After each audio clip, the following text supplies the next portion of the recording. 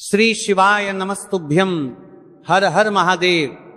माता बहनों, जैसा कि आप सभी लोग जानते हैं कि 13 जुलाई 2026 सोमवार को पड़ रही है, आषाढ़ माह की चतुर्दशी तिथि है। और माता बहनों, यह वह सोमवार चतुर्दशी तिथि है जो आषाढ़ मास में पड़ने वाली सबसे बड़ी तिथि चतुर्दशी तिथि है। और इसका बहुत ही बड़ा और विशेष महत्व होता है। अगर कभी भी मौका लग जाए तो आप लोगों को तुलसी की सूखी लकड़ी का बहुत ही छोटा सा उपाय करना है। इन दोनों का संयोग बहुत ही कम आता है, क्योंकि ऐसा दिन पूरे साल में सिर्फ एक ही बार आता है। और माता बहनों, आप सभी लोग जानते हो कि आषाढ़ मास सोमवार चतुर्दशी तिथि का अगर सबसे बड़ा कोई उपाय है तो वह तुलसी की सूखी लकड़ी वाला उपाय। तो माता बहनों, जिन लोगों ने इस उपाय को ना किया हो, मतलब पूरा साल निकल गया, उन्होंने किसी भी दिन इस तुलसी की सूखी लकड़ी वाला उपाय को ना किया हो, पर माता बहनों, आपके पास एक आखिरी मौका बचा हुआ है, जो कि 13 जुलाई 2026 सोमवार आषाढ़ मास चतुर्दशी तिथि के दिन है। तो इस दिन आप लोगों को इस वाले उपाय को जरूर कर लेना है। भले ही आपने पूरे महीने भर इस उपाय को ना किया हो, पर अगर आपने इस आषाढ़ माह के सोमवार चतुर्दशी तिथि के दिन अगर इस वाले उपाय को कर लिया, तो आपको इस उपाय को करने का वह फल मिलेगा जिसकी आपने कभी कल्पना भी नहीं करी होगी। इसीलिए आप लोग इस वाले उपाय को एक बार जरूर कर लेना है, ताकि आपके हाथ से यह मौका ना जा सके और आपको इस उपाय को करने का फल मिलेगा। दोस्तों, ये उपाय पंडित जी ने अपनी अभी की ही श्री शिव महापुराण की कथा में बताया है, जिस उपाय को आज हम आपको बहुत अच्छे से समझाने वाले हैं। इस वीडियो को देखने के बाद उपाय को समझने के लिए आपको कोई और वीडियो को देखने की जरूरत नहीं पड़ेगी। तो चलिए माता बनो, उपाय को शुरू करते हैं। देखिए, ये इस तरह जुलाई 2026 सोमवार आषाढ़ मास चतुर्दशी तिथि के दिन ये इतना खास होता है, इतना महत्वपूर्ण होता है। देखा गया है कभी कभी बड़े बड़े पूजा पाठ अनुष्ठान से जो कि मनोकामना पूर्ण नहीं होते, वहां आषाढ़ माह की सोमवार चतुर्दशी तिथि के दिन एक छोटे से उपाय करने से ही आपकी मनोकामना पूर्ण हो जाती है।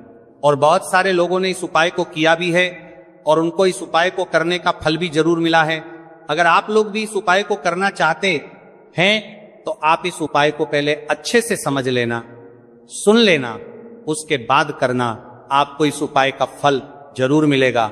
और इस उपाय को कर लेने से आपके घर में चाहे किसी भी प्रकार की दुख और समस्या क्यों ना चल रही हो, आपको उसका कारण भी नहीं पता है कि भाई ये समस्या किस कारण से चल रही है, उसका कुछ भी कारण हो सकता है, जैसे पितृदोष हो सकता है या किसी भी तरह का मंगल दोष भी हो सकता है।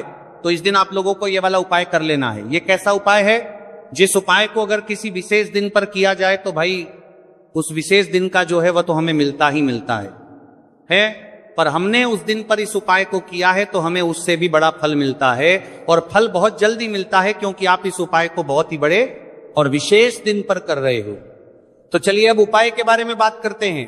लेकिन उससे पहले आप लोगों में को यह जानना आवश्यक है कि आखिर यह उपाय किस समय करना है, किसको करना है और कैसे करना है। तो चलिए हम आगे आपको वीडियो में एक एक कर बता देते हैं। लेकिन उससे पहले अगर आप लोग हमारे चैनल पर पहली बार आए हैं या फिर मेरी आवाज आज पहली बार सुन रहे हैं, तो हमारे चैनल को सब्सक्राइब जरूर कर लेना और इससे आपको वीडियो में देखते रहिए। वीडियो को लाइक करके कमेंट बॉक्स में श्री शिवाय नमस्तुभय ओम नमः शिवाय जरूर टाइप कर देना।